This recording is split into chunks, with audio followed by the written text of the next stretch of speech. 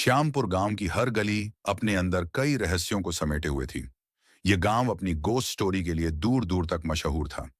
गांव के बुजुर्ग अक्सर रात की आग के पास बैठकर इस गोस्ट स्टोरी को सुनाते थे। कहते थे कि हर पूर्णिमा की रात वहां एक भूतनी दिखाई देती है। इस भूतनी की कहानी से अर्जुन बेहद प्रभावित था। वह हमेशा सोचता कि क्या वाकई में यह गोस्ट स्टोरी सच हो सकती है। अर्जुन के मन में इस गोस्ट स्टोरी की सच्चाई जानने की तीव्र इच्छा थी।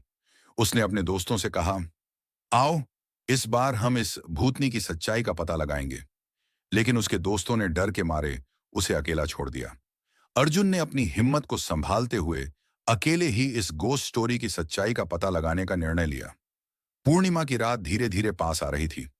अर्जुन ने अपनी योजना बनानी शुरू कर दी। गांव के बाहर स्थित पुराने महल की ओर वह बढ़ चला। यह वही महल था जो हर गोस्ट स्टोरी का केंद्र था। रात का अंधेरा गहराते ही चांदनी अपनी पूरी चमक के साथ आकाश में फैल गई थी। अर्जुन के कदमों की आहट सुनाई दे रही थी, जैसे वह किसी गोस्ट स्टोरी का हिस्सा बन चुका हो। उसके दिल की धड़कन तेज हो गई थी।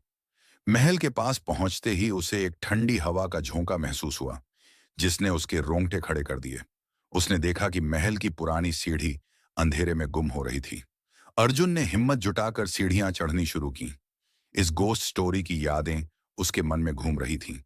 अचानक उसे किसी के रोने की आवाज सुनाई दी। वह आवाज इतनी दर्द भरी थी कि अर्जुन का कलेजा कांप उठा। उसने आवाज की दिशा में बढ़ना शुरू किया। सामने एक कमरे में उसे एक साया दिखा। वह किसी महिला का था, जो सफेद साड़ी में लिपटी हुई थी।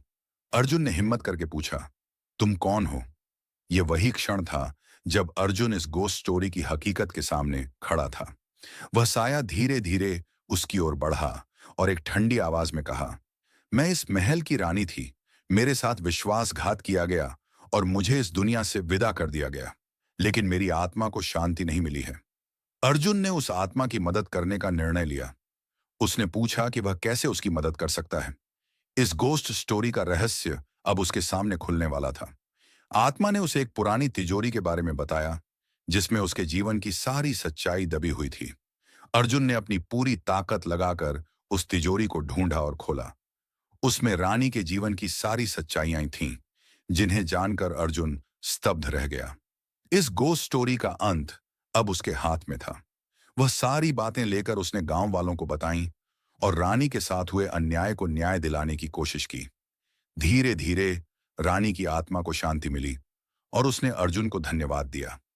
अर्जुन ने महसूस किया कि उसकी हिम्मत और सच्चाई ने न केवल एक आत्मा को मुक्ति दिलाई, बल्कि गांव के लोगों को भी एक डरावनी रात से मुक्त किया।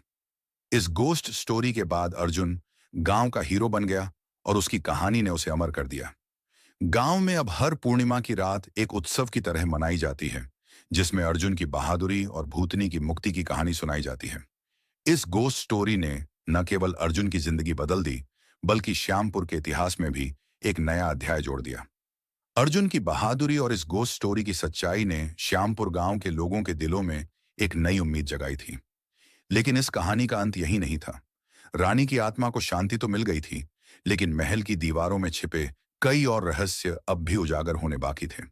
अर्जुन को महसूस हुआ कि यह गोस्ट स्टोरी उसकी किस्मत से जुड़ी हुई है और उसे इन रहस्यों को सुलझाना होगा। पूर्णिमा के बाद की अगली रातें भी रहस्यमयी होती जा रही थीं। अर्जुन ने महसूस किया कि महल के कुछ और हिस्सों में कोई अदृश्य शक्ति उसे खींच रही थी। एक रात उसने फिर से महल जाने का निर्णय लिया। इस बार उसने गांव के कुछ और जिज्ञासु युवकों को अपने साथ चलने के लिए मना लिया। महल में प्रवेश करते ही अर्जुन और उसके साथी एक नए कमरे की ओर बढ़े। यह कमरा पहले से बंद था और अर्जुन को यकीन था कि यहां भी कोई गोस्ट स्टोरी छिपी हुई है। कमरे के अंदर एक पुराना चित्र लटका हुआ था, जिसमें एक आदमी और महिला को दिखाया गया था। अर्जुन ने गौर से देखा और पाया कि यह वही रानी थी जिसकी आत्मा को उसने शांति दी थी। लेकिन उस आदमी का चेहरा उसकी समझ से बाहर था। चित्र के पीछे एक गुप्त दरवाजा था। दरवाजे को खोलते ही अर्जुन और उसके दोस्तों ने देखा कि वहां एक गुप्त सुरंग थी। सुरंग के अंदर बहुत सी पुरानी चीजें पड़ी थीं, जिनमें कुछ पुराने ग्रंथ और दस्तावेज शामिल थे। इन दस्तावेजों में उस आदमी की कहानी थी जो रानी का विश्वास पात्र था और जिसे बाद में धोखा देने का आरोप लगा। अर्जुन और उसके साथी धीरे धीरे उन दस्तावेजों को पढ़ने लगे। उन्हें पता चला कि रानी के साथ जो विश्वासघात हुआ था, उसका कारण यह आदमी नहीं था, बल्कि यह तो एक और बड़ी कॉन्स्पिरेसी थी, जिसे महल के कुछ अन्य लोगों ने रची थी। अर्जुन को समझ आ गया कि इस गोस्ट स्टोरी के पीछे एक बड़ी साजिश थी, जिसे किसी ने जानबूझकर छुपा रखा था। इस नई जानकारी ने अर्जुन को और भी उत्साहित कर दिया। उसने अपने दोस्तों के साथ मिलकर इन दस्तावेजों को गांव के बुजुर्गों के सामने पेश किया।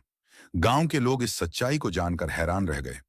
उन्हें पहली बार पता चला कि इस गोश्त स्टोरी के पीछे का सच कुछ और ही था। गांव में एक सभा बुलाई गई, जिसमें अर्जुन ने अपनी पूरी यात्रा और इस गोश्त स्टोरी के पीछे छुपे रहस्यों को उजागर किया। इस सभा के बाद गांव के सभी लोग अर्जुन की तारीफ करने लगे।